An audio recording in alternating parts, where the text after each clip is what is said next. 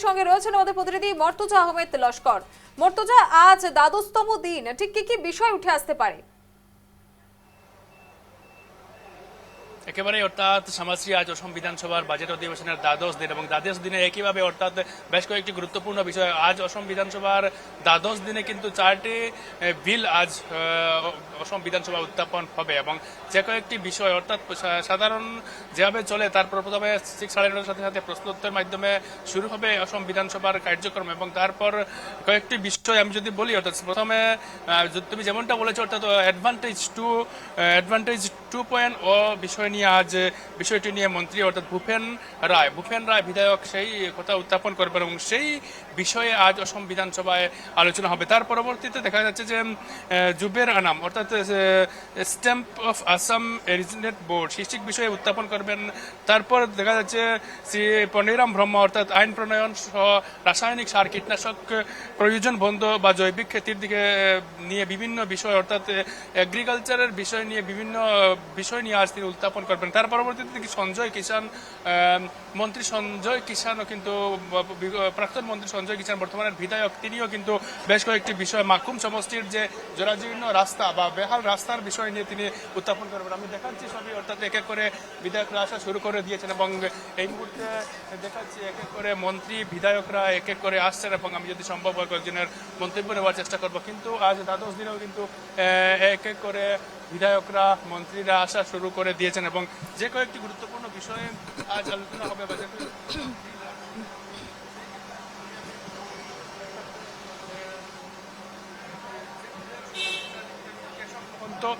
যে অসম ভূমি এবং রাজস্ব নিয়ন্ত্রণ সংশোধনীয় বিধেয়ক অর্থাৎ যে সেই বিধেয়ক আজ উত্থাপন করবেন এবং তার পরবর্তীতে রয়েছে কেশব মহন্ত আরও একটি অর্থাৎ পঞ্জীয়ন অসম সংশোধন বিল 2026 সেটা উত্থাপন করবেন। তারপর রাজস্ব এবং দুর্যোগ ব্যবস্থাপনা বিষয়ক বিভিন্ন বিল উত্থাপন করবেন মন্ত্রী কেশব মহন্ত। তার পাশাপাশি বিবেচনার জন্য আরেকটি বিল উত্থাপন করা হবে অর্থাৎ সেটা মন্ত্রী জয়ন্ত মল্লভ বড়ুয়া সেই বিষয়ে উত্থাপন করবেন। আমি এই মুহূর্তে আর একজন বিধায়ক পেয়ে গেছি অর্থাৎ চন্দ্রকান্ত দাস বরাকের যে এই মুহূর্তে দেখা যাচ্ছে যে উনি কিছু মন্তব্য করলেন না। তার পরবর্তীতে আমি দেখা যাবে আরও যারা আসছেন তাদের মন্তব্য নেওয়ার চেষ্টা করব। কিন্তু বিষয়টা হলো যে অ্যাডভান্টেজ 2.0 আমরা দেখেছি যে অ্যাডভান্টেজ 2.0 যে বিভিন্ন বিষয় নিয়ে আলোচনা হয়েছিল বা অ্যাডভান্টেজ 2.0 অসমের যে বাণিজ্যিক কেন্দ্রবিন্দু বা অসমে বিভিন্ন ধরনের যে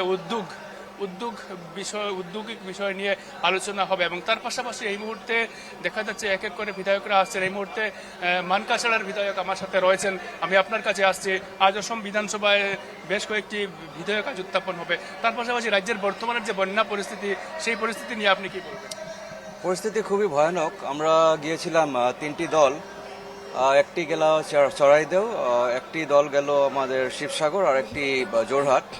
পরিস্থিতি খুব একটা ভালো না। সরকারের তরফ থেকে যতটা সাহায্য পাওয়ার উচিত ছিল অতটা পাইনি। বিশেষ করে খাওয়া জলের খুবই অভাব, আর অনেক লোকের দেখা যাচ্ছে যে খাদ্যের অভাব আছে, যদিও খাদ্য অনেকে যোগান ধরতেছে, কিন্তু খাওয়া জলটার খুবই অভাব। সেই জন্য সরকারকে আহ্বান করব যে ওনারা যত জলদি পারে খাবার জলের ব্যবস্থা করে দিক। আর আমাদের তরফ থেকে আমরা যতটা পারি করতেছি, এপিসিসির তরফ থেকে করতেছি, জেলা কংগ্রেসের তরফ থেকে করা হয়েছে। তো সবাই মিলে এটা সমস্যাটা সমাধান করতে হবে। আরেকটা প্রশ্ন আপনার কাছে, যেহেতু বিধায়ক শেরমান আলী গত যে লাস্ট বিধানসভায় তিনি অসম বিধানসভার ভিতরে তিনি চিৎকার করে বলছেন যে কংগ্রেসকে ক্ষমা চাওয়া উচিত, বিগত 60 বছর কংগ্রেস কিছু করেনি, সেই কথা নিয়ে আপনি কি বলতে চান? এখন দেখেন, উন্নতি একটা ধারার মধ্যে চলে। সব সরকারে কিছু না কিছু উন্নতি করেছে, বিভিন্ন জনে বিভিন্ন কথা তুলবে, কিন্তু রাইজ জানে, জনসাধারণ জানে কে কতটা উন্নতি করেছে। আজকে উনি হয়তো যেটা স্কুলে পড়ে বড় হয়েছেন, যেটা হসপিটালে ওনার চিকিৎসা হয়েছে বা ওনার জন্ম হয়েছে, সেই হসপিটালটা হয়তো কংগ্রেসেই করা। সেই জন্য সেগুলো কথা কয়ে লাভ নেই। আজকের দিনে যেগুলো সমস্যাগুলো কিভাবে একসঙ্গে মিলে সমাধান করা যায় তার জন্য আমরা একসঙ্গে আগ বাড়তে হবে। ধন্যবাদ জানাচ্ছি। দেখা যাচ্ছে যে এক এক করে আমি দেখাচ্ছি বিধায়কদের মধ্যে ছিলেন কংগ্রেস বিধায়ক, এদিকে বিরোধী দলের দলপতি ওয়াজেদ আলী চৌধুরী এই মুহূর্তে এসে উপস্থিত হয়েছেন, এক এক করে বিধায়করা আসছেন। কিন্তু বিশেষ করে বলা যায় যে আমি যদি বলি শ্যামাশ্রী, অর্থাৎ গত বিধানসভার গত দিনে বেশ কয়েকটি গুরুত্বপূর্ণ বিষয় উত্থাপন করা হয়েছিল এবং তার পাশাপাশি আমি বলেছি যে বিধায়ক শেরমান আলী, অর্থাৎ তৃণমূল কংগ্রেসের একমাত্র বিধায়ক, তিনি কিন্তু কংগ্রেসের বিরুদ্ধে একের পর এক বিস্ফোরক মন্তব্য বা কংগ্রেসের বিরুদ্ধে বিধানসভার ভিতরে কিন্তু তিনি উত্থাপন করেছেন যে গত 60 বছর সংখ্যালঘু মানুষদের এক প্রকার নিপীড়িত করেছে কংগ্রেস এবং সংখ্যালঘু মানুষদের বিভিন্ন ইস্যু কংগ্রেসে তুলে বা কংগ্রেসের বিভিন্ন বিগত সময়ে যে জমি পাট্টা প্রদানের ইস্যু নিয়ে কিন্তু কংগ্রেস কোনো ধরনের ব্যবস্থা গ্রহণ করেনি। সেই পাশাপাশি আজকের দিনেও কিন্তু বেশ কয়েকটি গুরুত্বপূর্ণ বিষয় আমি যেমনটা বলেছি, অর্থাৎ সেই গুরুত্বপূর্ণ কয়েকটি বিষয় আজ উত্থাপন হবে অসম বিধানসভায়। তার পাশাপাশি শিক্ষা বিভাগেরও একটি গুরুত্বপূর্ণ বিষয় উত্থাপন করবেন মন্ত্রী ডক্টর রনোজ পেগু এবং তিনি মাজুলী সাংস্কৃতিক বিশ্ববিদ্যালয়ে সংশোধনীয় বিধেয়ক 2026 সেই বিবেচনার জন্য আজ তিনি প্রস্তাব দেবেন এবং তার পাশাপাশি কেশব মহন্ত ভূমি অধিগ্রহণ, পুনর্বাসন এবং পুনর্সংস্থাপন উচিত এবং ক্ষতিপূরণ এবং স্বচ্ছতার অধিকার অসম সংশোধনীয় বিধেয়ক 2026 সেটা কিন্তু আজ উত্থাপন করবেন এবং তার পাশাপাশি কার কি প্রশ্ন রয়েছে আমি যদি বলি, অর্থাৎ আজ প্রথম প্রশ্ন রয়েছে কমলাক্ষ দে পুরকাস্তর এবং কমলাক্ষ দে পুরকাস্তর দেখা যাচ্ছে তিনি উল্লেখ করেছেন এখানে, অর্থাৎ কাঠিগোড়া বিধানসভা কেন্দ্রের 132 এবং 33 কেবি গ্রিড সাবস্টেশন স্থাপনের জন্য তিনি আজ অসম বিধানসভায় কবে সেই সাবস্টেশন স্থাপন হবে সেটা কিন্তু আজ তিনি উল্লেখ করেছেন এবং তার পাশাপাশি কাঠিগোড়া বিধানসভা এলাকার বিভিন্ন বিষয়, কাঠিগোড়ার বিভিন্ন উন্নয়নমূলক প্রকল্পর বিষয়ে তিনি আজ অসম বিধানসভায় তিনি উত্থাপন করবেন।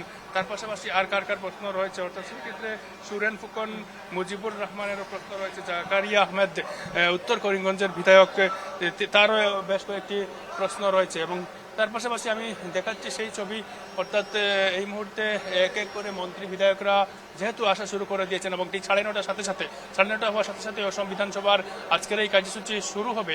অর্থাৎ আজকের কার্যসূচি প্রথমে 0 আওয়ার্স বা প্রথমে প্রশ্ন উত্তরের মাধ্যমে শুরু হবে, তারপর 0 আওয়ার, তারপর যে 4টি বিধায়ক বা 4টি সংশোধনীয় বিধায়ক আজ অসম বিধানসভায় উত্থাপন হবে এবং সেটা নিয়ে কিন্তু আলোচনা হবে এবং পাশাপাশি অসমের যে বন্যা নিয়ন্ত্রণ ক্ষেত্রে, অর্থাৎ বর্তমানে যে ভয়াবহতা, অর্থাৎ আপার আসামের যে ভয়াবহতার ছবি আমরা দেখতে পাচ্ছি সেই বিষয় নিয়ে কিন্তু আজ আলোচনা হবে এবং সেটা নিয়ন্ত্রণের ক্ষেত্রে বা রাজ্য সরকার বা কেন্দ্র সরকার যে প্রচেষ্টা চালিয়ে যাচ্ছে সেই প্রচেষ্টা বা যারা এই মুহূর্তে অবধি বিভিন্ন এলাকায় এই মুহূর্তে অবধি কিন্তু পর্যাপ্ত পরিমাণের ত্রাণ সামগ্রী পাননি সেই বিষয়ে কিন্তু আজ আলোচনা হওয়ার কথা রয়েছে এবং বিশেষ করে বলা যায় যে গতকাল মুখ্যমন্ত্রী ডক্টর হিমন্ত বিশ্ব শর্মাও ঘোষণা করে দিয়েছেন যে অসমের যে ভয়াবহতা, অর্থাৎ যে সকল মানুষ এই মুহূর্তে অন্ন বস্ত্র বাসস্থান হারিয়ে এক প্রকার রাস্তার মধ্যে রয়েছে, তাদেরকে কিভাবে সাহায্য করা যায় বা তাদের কাছে কিভাবে পৌঁছা যায় সেটার লক্ষ্যমাত্রা নিয়ে আজ অসম বিধানসভায়ও আলোচনা হওয়ার কথা রয়েছে এবং ঠিক একইভাবে দেখা যাচ্ছে যে আজ অসম বিধানসভায় বিভিন্ন মন্ত্রী বিধায়করা কিন্তু এই মুহূর্তে শুরু করে দিয়েছেন আসা এবং ঠিক 9:30 সাথে সাথে শুরু হবে আজকের বিধানসভার কার্যসূচি। সমাশ্রী, একেবারে অসংখ্য ধন্যবাদ মর্তুজা। পরবর্তী আপডেটের জন্য আবারও তোমার কাছে আসবো।